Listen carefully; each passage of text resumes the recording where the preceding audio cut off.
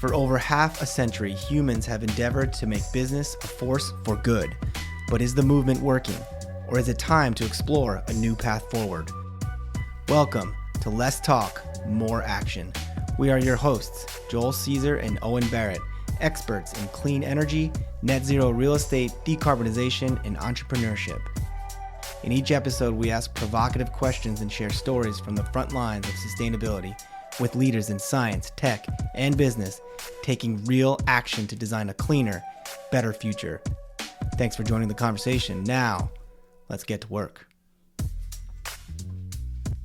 Welcome to the Let's Talk More Action podcast. My name is Joel Caesar, the world's undisputed voice of building decarbonization. Joining me as always is Owen Barrett, the world's smartest solar expert. It's coming together here. Yep.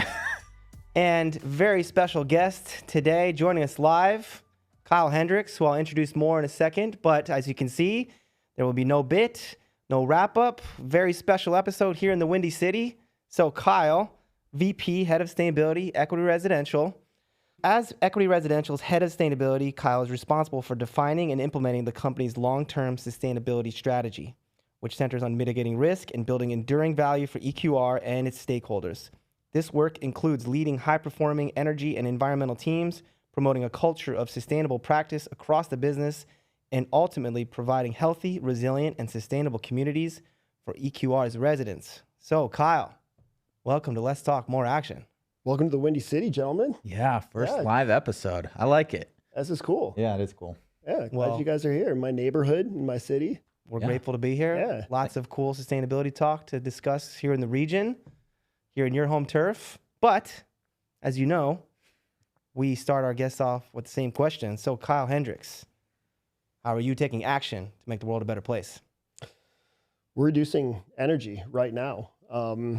So we actually just got out of a meeting today updating our company on our energy management program, which I'm super proud of. We have a really highly capable team, really strong energy manager. And one of the philosophies of our transformation, how we've been making more impact at Equity Residential lately, is taking that practice from hunting after specific projects and opportunities to really putting all the data and all of the empowerment and action in the hands of everybody at our company. And so it started with getting everybody educated on where we spend money, where we're using energy, where we're using water, thus emissions from energy usage, and getting everybody the opportunity to understand, like, what's the business impact on my property or my group of properties that I manage? How through the teams that I manage and the work that I do on a day-to-day basis, can I take actions that are going to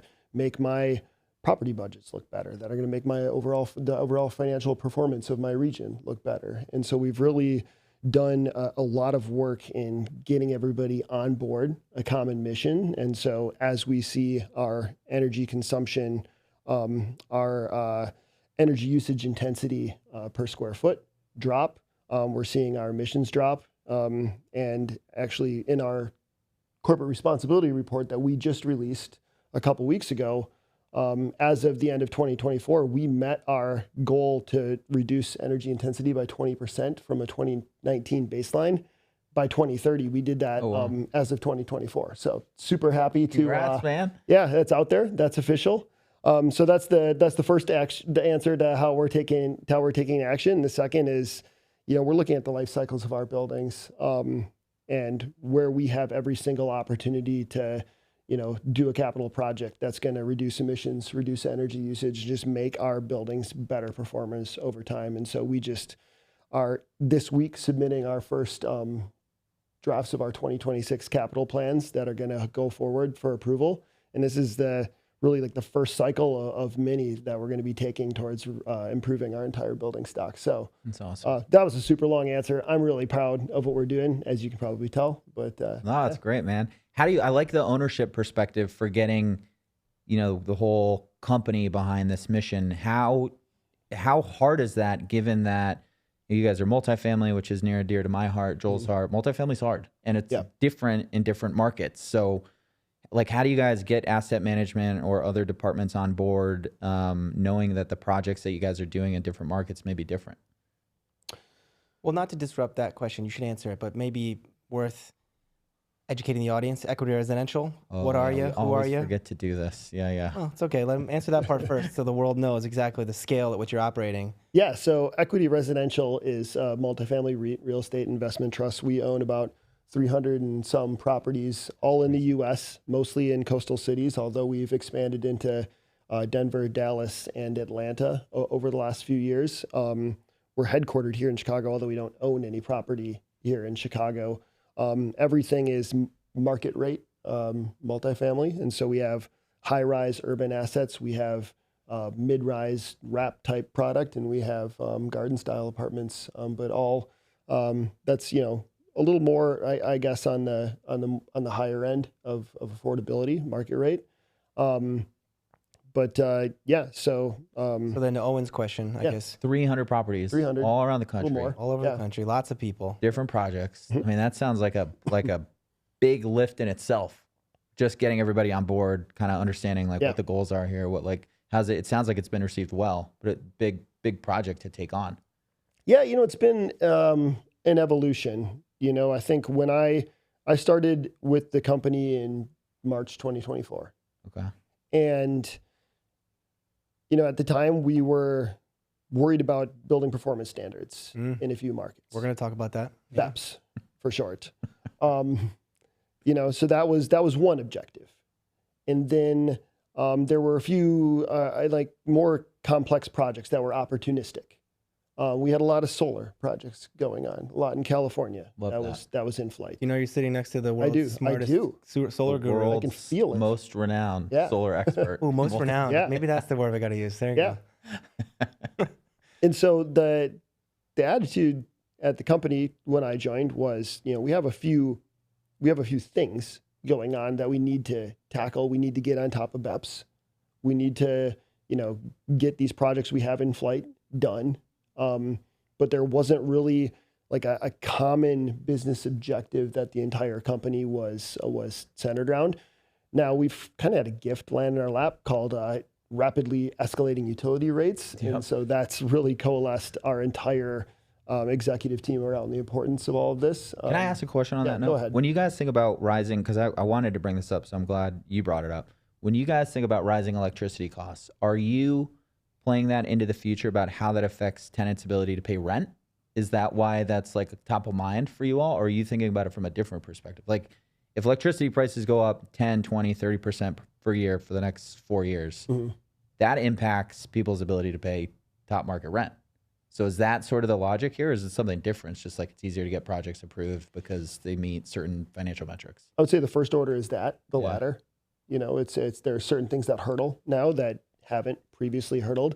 I'll say this, and this for your millions of listeners that are out there. Yep. Everybody who's taking inspiration from this show, all the young folks out there listening. If you are looking for a career opportunity, and big shots, President Trump is a frequent. That's true. If you're looking for an opportunity for a career, anything in energy services right now related to real estate. Yeah. I'm in a blank on the name of your guest from a couple weeks ago, but manufacturing. I mean, wow, what a straight shooter. What a once in a generation. Norman from Cool Planet. Yeah. What a once in a generation opportunity to really make a difference. And there's an infinite amount of opportunity out there. It's funny because I feel like there's so much pessimism in our industry. Oh, the tax credits are going away. Trump this, Trump that. And it's people just have to take a step back and realize this is actually quite a good thing. In the long run, electricity prices going up is just going to make it easier for all of us to get projects approved. I'm pretty excited about what's going on. There's headwinds that are tailwinds. Yeah. Right now. Yeah, 100%. All the stuff that's going on with the administration, it's a lot of noise. A lot of it'll filter out in political cycles. Yeah. But what we're seeing with energy prices right now, I and anyone I've talked to that are actual experts in electricity and power markets and energy markets, there's no signs of this slowing down. Yeah. So we're planning for it. And we're planning for this to continue into the future. So lots to unpack here. You use the term EUI, energy use intensity. So that's a metric you guys are tracking, which many of your peers who are heads of sustainability, large commercial real estate firms, use greenhouse gas emissions as their North Star. You mentioned BPS. Some cities use EUI as their threshold. Some use emissions. Why EUI? Was that your decision? Like, where does that come from as the target metric here at EQR? So I inherited an EUI metric, and so we have both. We have a greenhouse gas emissions metric for scope 1 and 2. We have one for all scopes. We do have a science-based target currently. We have our energy usage intensity target too. What I like about you have EQR has a science-based target? Yes. Yep. And but you don't have a net zero commitment. We do not. Okay. We do not. And what I like about the energy usage intensity approach is I can tie it directly to our bottom line. I can tell you for every EUI point that we decrease, there's current and projected future cost avoidance to that. That's a really powerful goal. Which is value Super for your assets. Yeah. Yeah. Now, of course, naturally, as we bring down EUI, greenhouse gas emissions are going to follow.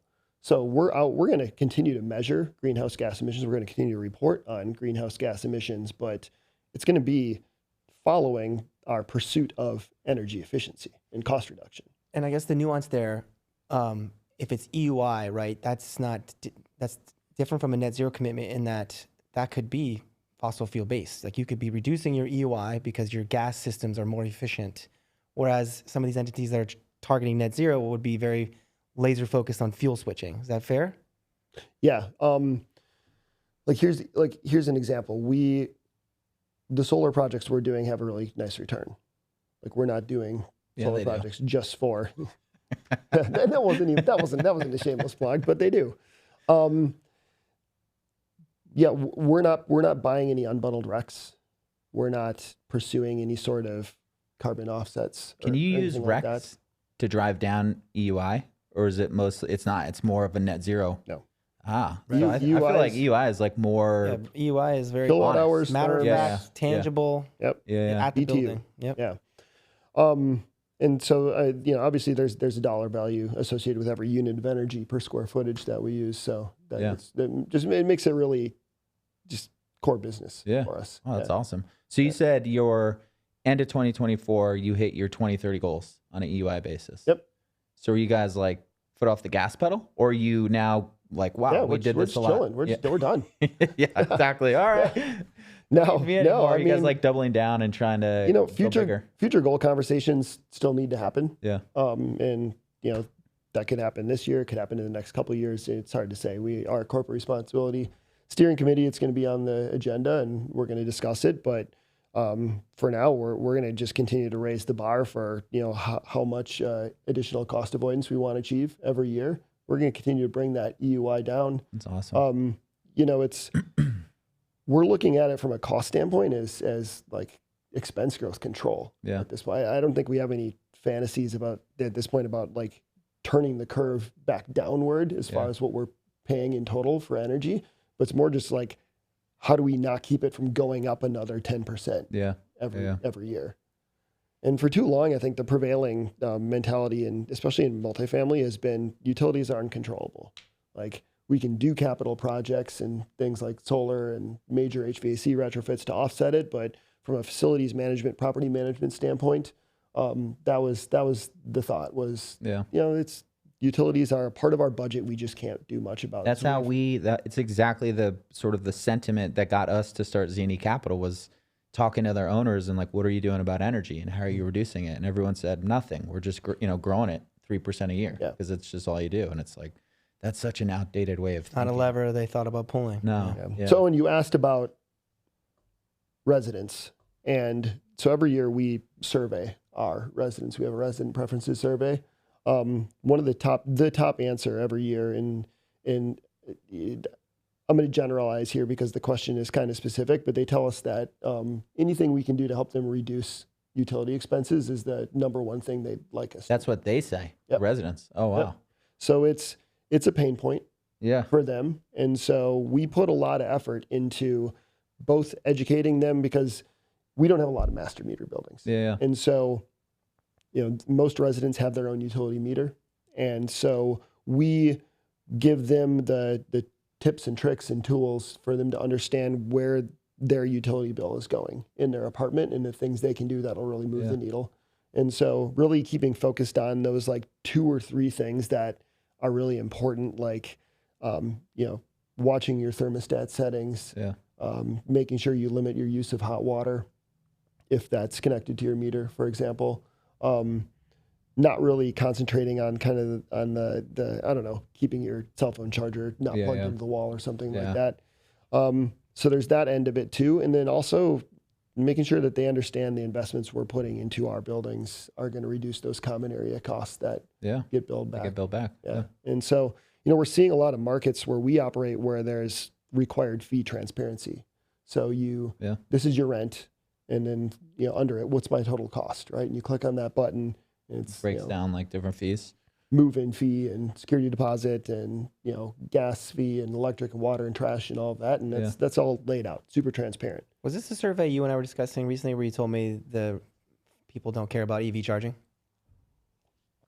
Yeah, but I think that's biased because they don't have EVs. Anyone that doesn't have a car is going to put that one at the bottom of the list. So because I feel like when we did the one of the Z&E buildings, you kind of had an opposite amenity request that there was EV charging in demand. Maybe in South Dakota. We were using a property manager that would go to these property management conferences, and they would try and like look out 3 to 4 years what are going to be like the top commanding amenities. Yeah.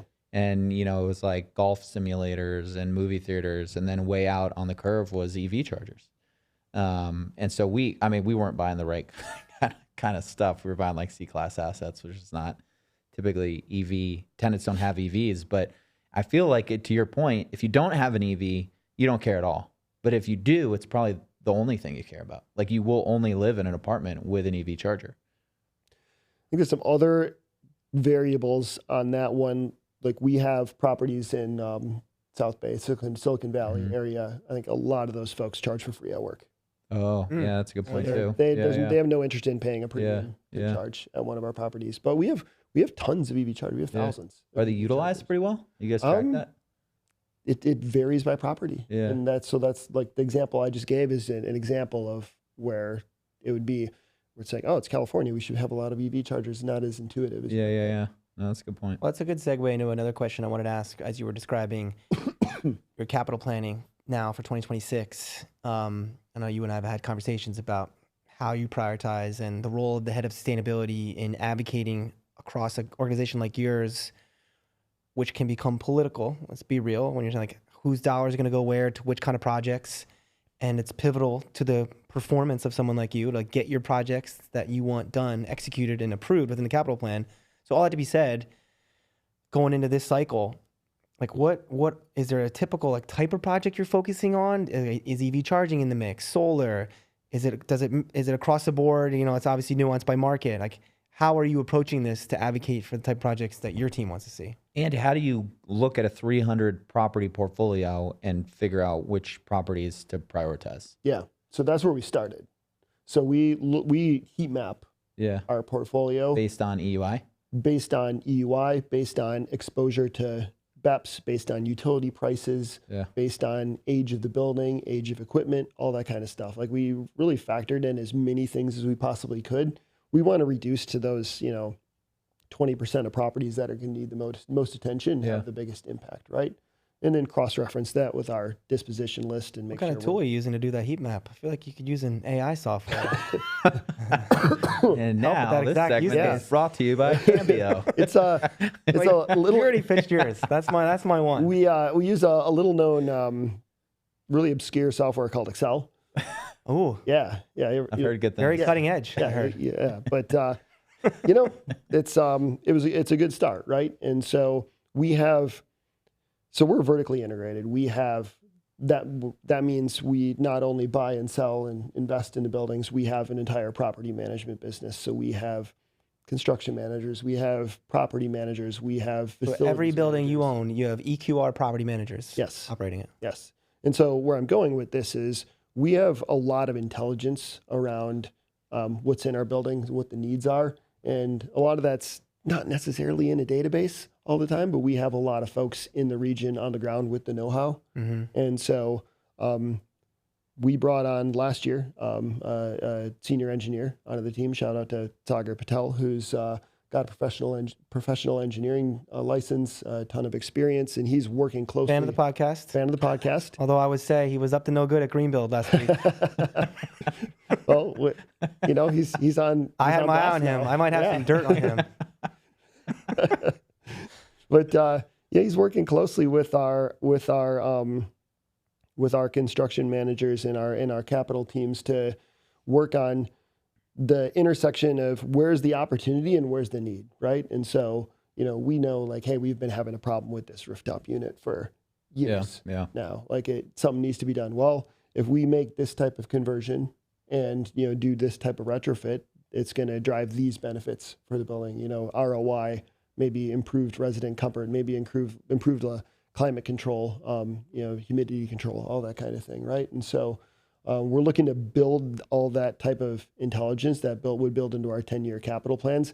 The ideal state is that we have just a transparent roadmap for the next decade of where all the capital needs are in our properties, and we can prioritize our way through that and have a really clear way of allocating capital. It's not all going to be sustainability. Our properties have a lot of needs. We have to do a lot of renovations to make sure we can achieve rent growth. There are things that break in our buildings that just need to be fixed. But if I could summarize it all in like one short description, what we've done a tremendous job is pivoting away from capital sustainability projects as like a specialty project that kind of comes in from the outside, and making it more of like every opportunity for us to influence the performance of a building in the natural cycle of capital. We're taking advantage of that. I think that's an important point. In that, like, how did you shift from what you were doing to what you are doing now? And did it require a lot of coordination with asset management? Like getting the energy projects out of the ESG department or the sustainability department and sort of into asset management? Yeah, I mean, we're still shifting. And it took a lot of coordination with those teams. I think, the first step was just getting everyone on board with the overall philosophy. Which is not so hard. It's like, okay, that sounds great. How do we do it? Right? And so it's then getting the right people on the team to lead it from a technical standpoint. We entered budget season this fall, and like certainly hasn't gone as like easy or as smoothly as we thought it would. We're coming through this first cycle with a lot of lessons learned. So I'm not going to sit here and tell you like we solved it. It was super easy. All it took was like one idea of a heat map, and now everybody's an Excel heat map, crushing it. And we're wait do you see the clout that you get from appearing on this podcast? Your colleagues are gonna be like, whoa, this guy comes with a capital plan. What does he want? We're gonna give it to him. They call it the Less Talk More Action bump. It's a real thing. That's why I'm here. Yeah, and that's why we're here in person, right? It's like that extra touch. But I mean, Joel and I joked last time at the IMN ESG conference, looking out in the sea of ESG professionals. And I think the biggest missed opportunity is that there's not a lot of asset management there. And so we, like, collectively, I mean, maybe not you guys, but the industry, like, it's very siloed, and I feel like it's hard to get projects done that way.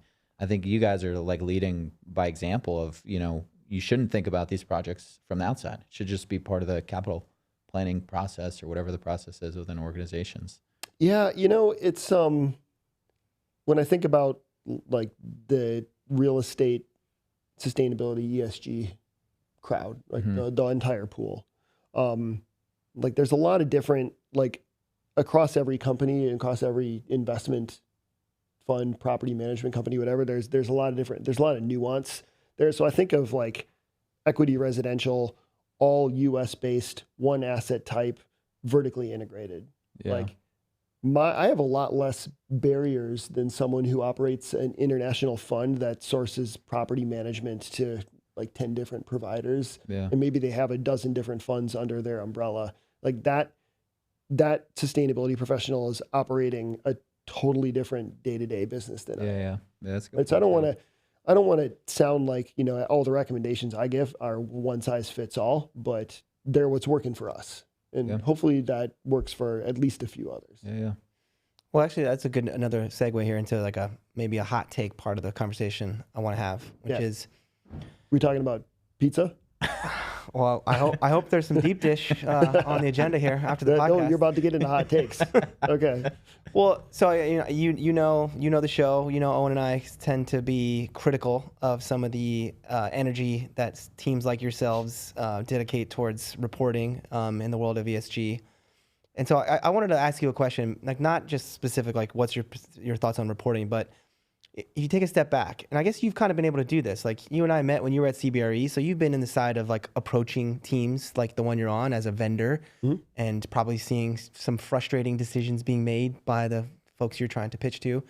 But I guess like, sometimes I like to think when we're having conversations with like this, and it's just like big picture, philosophical about the role of the head of sustainability, the role of commercial real estate in sustainability, or the role of corporations in sustainability. Like, what are we actually trying to do? Like, I guess maybe the specific question I'd ask you is like, what is the minimum sustainability EQR has to do? Like, there's a lot of the things that you guys think you should do. There's things that you think maybe investors might want. There's things that everyone else in your field does. And like, so everyone just like, oh, I guess everyone else does this, so we have to. But like, you think, what do you actually have to do in your job? What does your team, like, bare minimum have to do? So, I mean, my expectations, I wouldn't even think in terms of bare minimum. Like the expectation for my team is we're driving measurable value for our business, right?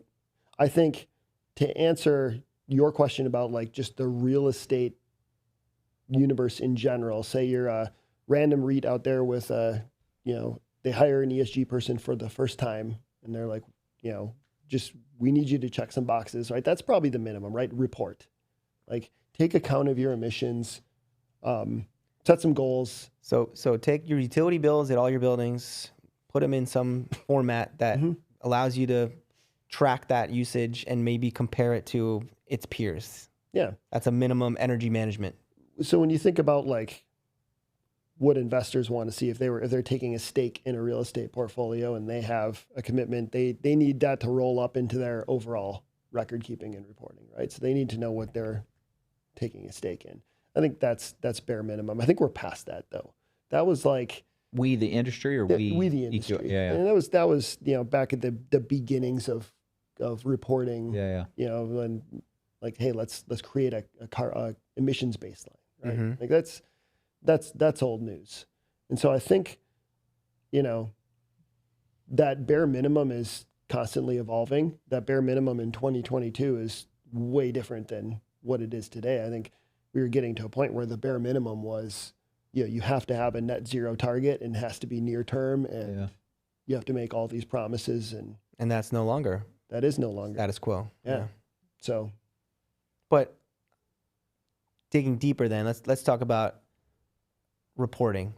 Let's talk about GRESB. Sure. Let's talk about GRESB and how maybe you guys are unique because you're publicly traded. Like the examples you're given, let's say you're private equity and you have funds all over the world and you have specific LPs asking specific questions. And if you're that fund, you can't execute your business plan unless you're meeting the needs of those very clear expectations. But is it different publicly traded? Tell us how that might work, at least from a perspective of dealing with investors' expectations around climate.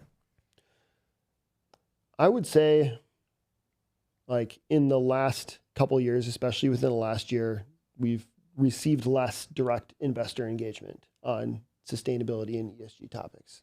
That's probably not a surprise to anyone. European investors are far more engaged on the topic than any of our institutional US-based investors. Will that change in the next administration? I don't know. Maybe.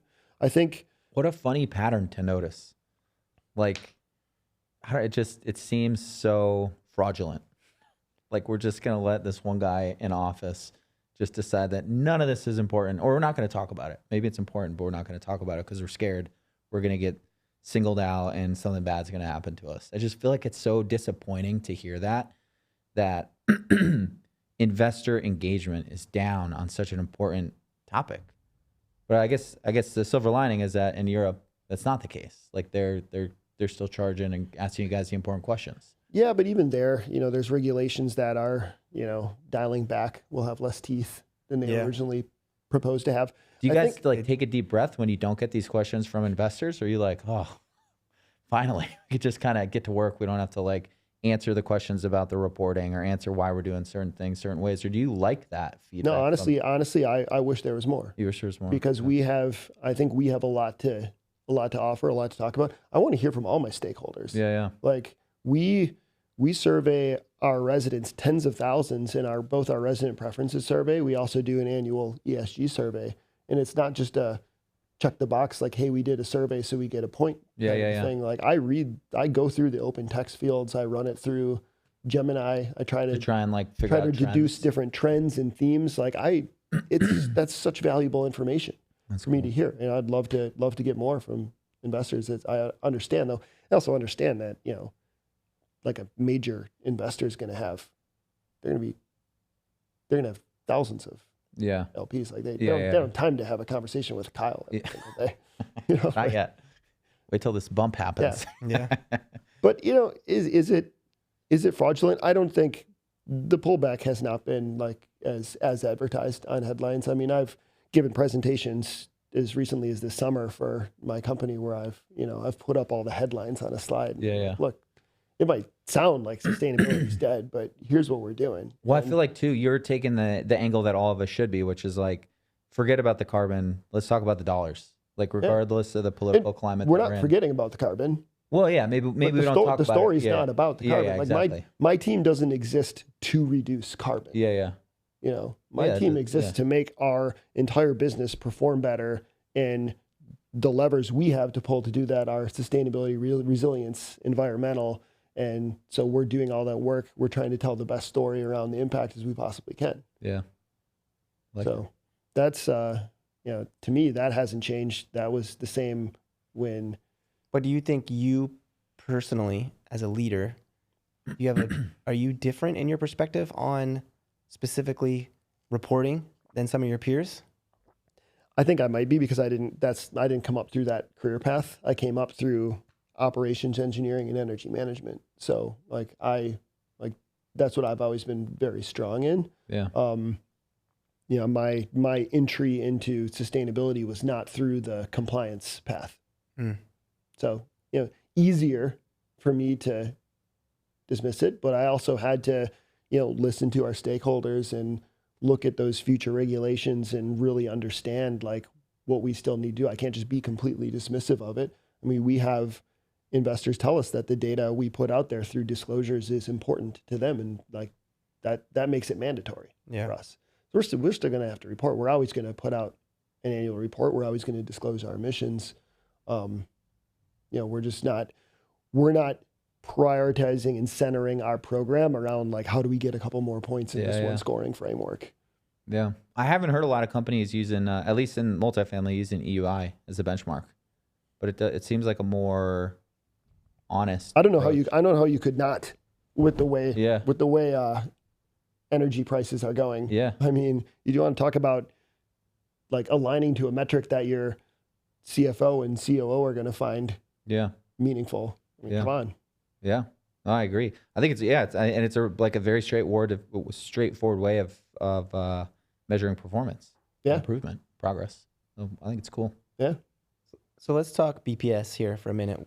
Sure. We're in Chicago, so it's always fun to think about what are they doing around here. I did some research this morning. So Chicago, the city, has a benchmarking ordinance, but not a cap on EUI or emissions yet, I guess, right? I think Evanston nearby maybe will, and anyone who's a fan of the podcast knows Owen and I have chatted about this a bunch. We had a bit one time. I don't know if you heard that episode where we were making a bet, like, will these BPS standards stay as so? Like, let's put Kyle on the spot here. So, what crystal ball? 5 years, 10 years, let's say 2030.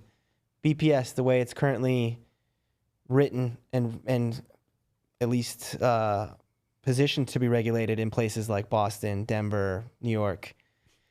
Do you think it stays? Do you think it stays as is? Do you think it evolves? Do you think more cities try to follow the trend of fining and penalizing buildings that don't comply with some kind of cap in their given city? Do you not want to go on record? No, let's talk about it. My prediction would be that it not only stays, it grows. I think if it survived 2025 to this point, like it's here to stay. Now, of course, there's some give and take with BPS. My team's done a really awesome job of advocacy and working hand in hand with a lot of these jurisdictions, these cities where we operate. Shout out to Becky on my team who's really leading the charge on this. Here's an example. Taking representatives from a city to a couple of our properties and just walking them around and showing them like, hey, this is the size of a closet where a water heater is. Heat pump water heater is twice as big, wouldn't fit in the store. Yeah, where's it going to go? And they're like, okay, yeah, so I can understand why if we ban this gas water heater, it's going to be trouble for a lot of the residents that live in your voting district, right? And putting things in political terms like that really helps. But also in an environment where housing is a big issue in most of these markets. Yeah, but also, generally, like, look, we've set energy and sustainability goals that we are really serious about, and we're making good progress towards. Like, we're on the same path as all these cities are. Yeah. We have the same objective. Let's work together in a way that's going to make this work. So that's not ripping out a whole bunch of infrastructure that works completely fine today and electrifying. What that means is like working with the cycle of real estate and making sure that we're taking advantage of those opportunities to put the right equipment in at the right time. And so we've had examples of success. I think where Seattle's at with their BEPS program is a really good example of that. You mentioned Chicago. We don't have any properties in Chicago, but we've had conversations with like the Illinois Green Alliance around like, hey, we can be a resource if, you're going to be an advisor to the city in developing this. We're happy to share all these other, peer cities around the country, like what's working well. What have they learned from like the first iteration of their BEPS program to where it finally landed? Back to prediction. I think it's going to stay. I think they will continue to iterate and become, move the bar as far as performance. I think when energy affordability continues to be an issue, I think when grid reliability continues to be an issue, it's these BPS programs are not going to be about reducing emission to hit the city's target. It's going to be about how do we keep the lights on in the city in the middle of summer. When you, going back to your 2026 capital plan, when you're underwriting these energy projects in the markets that either have BPS or supposed to have BPS penalties soon, are you allowed to underwrite those penalties into the projects yet? Oh yeah, you are. Oh, cool. Yeah, if we're looking at a project that's going to help us avoid BPS fines, that avoided fine is certainly going into calculation. Yeah, I would have thought, because when Joel and I first talked about this, I take a little bit more pessimistic approach, probably not surprised, but it seems like they're getting rolled back. They're like, they start off strong and then they like gradually kind of get rolled back a little bit. And Denver's just got rolled back. Yeah. Which is not, that's not, it's hard for the real estate industry to take them seriously if that keeps happening. Yeah. Now we've got some real estate professionals that have been around, and so when BEPS first rolled out, I think a lot of people were very skeptical and they were like, and we handicapped our exposure accordingly. Yeah. And of course, the first draft of any of these BPS policies is not where they ultimately landed. There's also alternative compliance paths where you can look at more creative ways to help the city achieve their goal and do it in a way that makes more financial sense for you, right? And so, taking it at face value and just saying like, okay, that's what the fine says, that's what it's going to be, we need to underwrite it to the letter, that's usually not accurate. But I'm glad to hear that you guys are taking it seriously enough that you can put it into your underwriting and it helps these projects pencil in a way that maybe they wouldn't otherwise. Yeah. That's cool. Yeah, but I like the prediction of affordability replacing emission caps. I had a post on LinkedIn, which I've taken some heat for recently, where I made that prediction. I said, you watch, by 2030, net zero commitments will be replaced by energy affordability commitments. And that's maybe more focused on like the hyperscalers kind of world, but I think in commercial real estate, there's going to be similar, and cities going to be similar. Like you said, like, what is the city's job here? Is it Chicago's job to fight climate change? Yeah, probably to some extent, but it's more their responsibility to make their city livable for its residents. Are there any posts you have that you don't take heat for? Well, actually, I saw you talking about your environmental report. You just posted your corporate environmental report, corporate responsibility, which I admittedly have not read yet. But I saw you liked. Someone posted about Patagonia. There's kind of that's been a hot post this week that Patagonia posted. Like, I don't know, maybe they're first or like this very like transparent corporate responsibility report, which is kind of admitting how many places they're actually failing, but being very honest and transparent about it. People are celebrating it. And I commented, oh, finally, a corporate responsibility report people will actually read. Yeah. I mean, doesn't mean I won't read yours, but in fairness, it's a big part of their brand. Yeah. I mean, they're famously like, we're the environmental clothing company. Yeah. Oh yeah. I mean, we went to grad school right up the road from where it's founded. Where everybody wanted to work. Yeah. It's a cool company, but I don't know. The whole, I know we're not going to get rid of it. I just wish that some of the resources that were put into these reports and this, everybody that was working on them, it's just a little bit more of that effort was put towards the actual work that does the decarbonization. That's like my big dream. Well, you still have a homework assignment you owe me. I think right now COP is going on, right? The Conference of Parties, COP 30 is happening right now. I think ChatGPT can help me with this homework assignment. Have you heard this assignment that Joel gave me, Professor Joel? No, I want to hear about it. I mean, I hope I can remember it correctly, but basically he wants me to analyze how much money is spent on all of these environmental conferences. There's other things that fell into this bucket. Climate Week, Davos, like COP. All the peacocking. All the peacocking. All the environmental peacocking. How much money is that?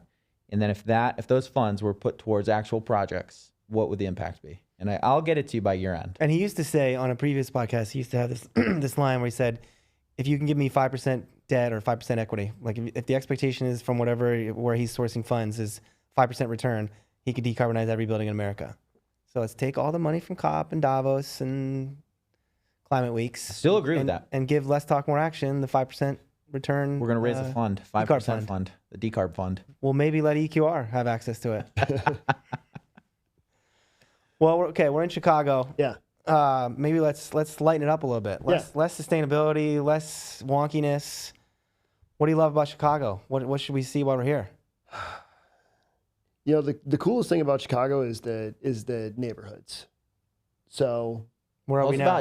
Tell us about this building because this got some cool history. Man, you're asking me for a history lesson on a building. Just a brief one. You gave him on the walk in. You were telling me about it. So we're on Ravenswood. Okay. Right now, outside is the metro tracks. This whole corridor here used to be all industrial. So trains would come up and down the corridor, and all these buildings, were factories, warehouses, offices, manufacturing that would, load goods onto these trains, right? And so, like the building we're in now, probably about the same age as my house, like early 1900s, like post-fire Chicago. Yeah. So it's a really cool industrial scene up here. Kind of centered between North Center and Lincoln Square and Lakeview and a couple of different neighborhoods kind of come to a point right here. My house is just down the block.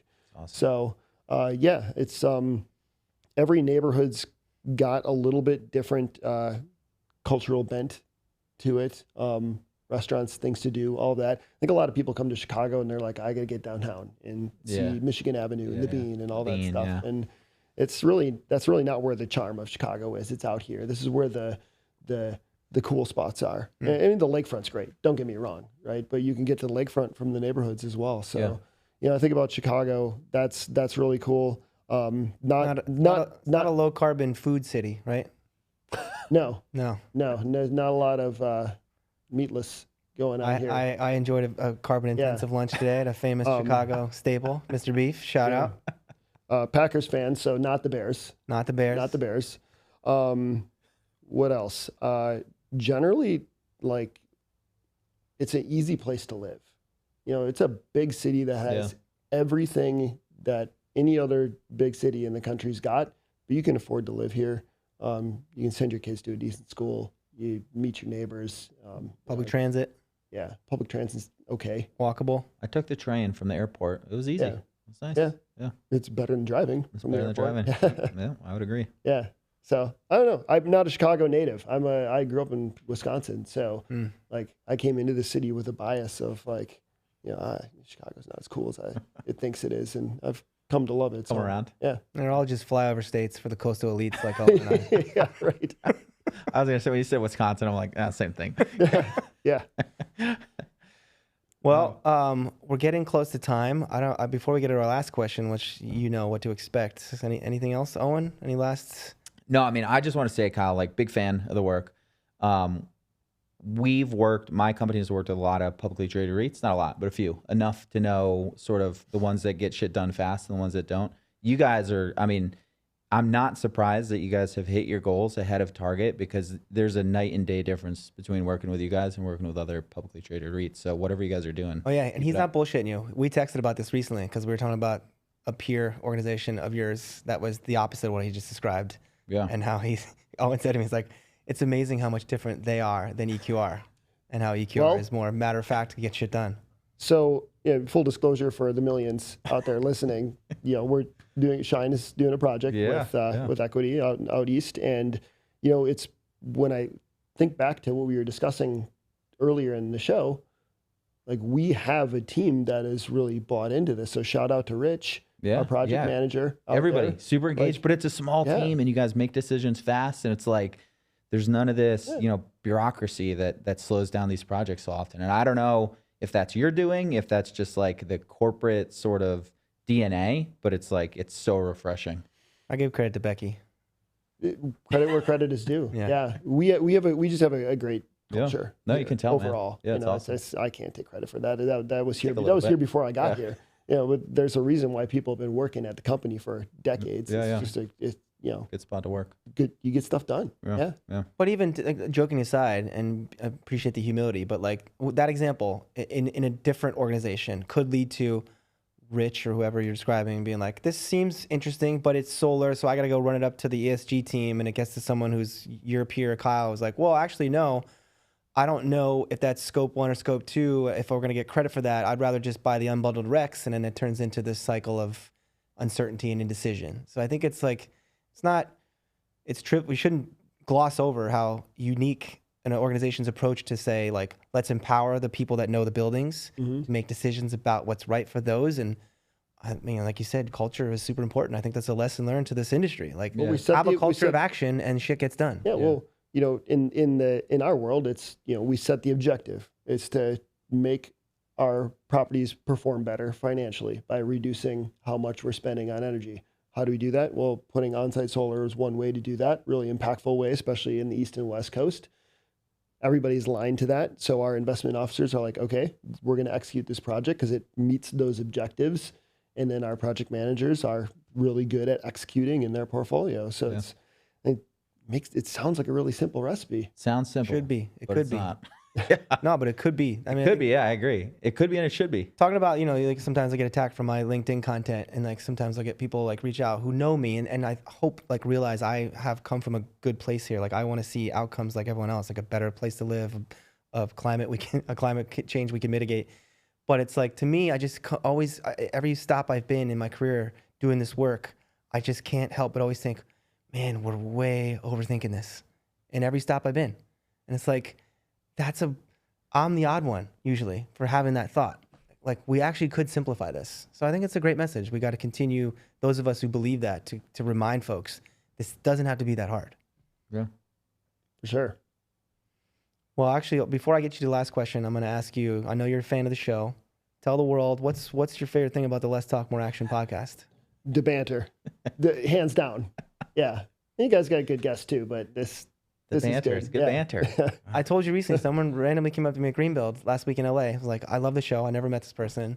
I feel a bit like, sorry, I cut you off. I feel a bit like you guys are here in person and being nicer to each other because you don't have the screen barrier, right? Well, it's our first live. It's our first live show ever. I feel like we're still like feeling it out a little bit. It's like I don't people know how Joel's gonna talk a bunch of smack on the internet, and then you meet the person in person. You're like, oh, you're actually not as bad as I thought. Exactly. Yeah.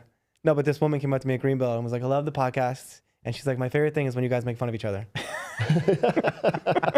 Well, good. Enough about decarbonization. Just go at it. Yeah. But I mean, we appreciate that feedback though, because that's why it is, when we sat down and decided to do this, we came from the perspective of, there's really no climate or sustainability podcast I actually want to listen to. I can't. They're all too wonky and boring, and let's try something different. So glad it's resonating with somebody. Glad glad to be here, you guys. This is fun. Okay. Well, we wrap it up the same way. Kyle Hendricks, Windy City. Mm-hmm. What gives you hope for the future? A couple things. I think the way that just our industry and the folks in it are continuing to embrace and move things forward despite the headwinds that we've talked about, whether it's the administration, whether it's the changing and prevailing winds on ESG and all of that. I think like if we can make it through this stretch, I feel like we can make it through anything. Yeah. That gives me a lot of hope for the future. Also,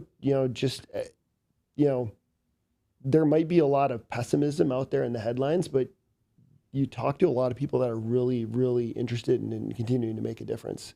And so for me, it's just knowing that like this hasn't been a fad. This hasn't been a flash in the pan.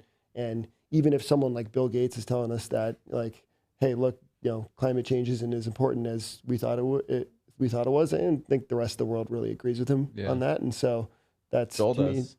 Well, surprise, there's nuance there. There's nuance to it. And you guys already discussed it, and I don't disagree with the discussion. But that being said, it's there's still like a vast amount of people out there that really believe that this is important and we need to take action. So yeah.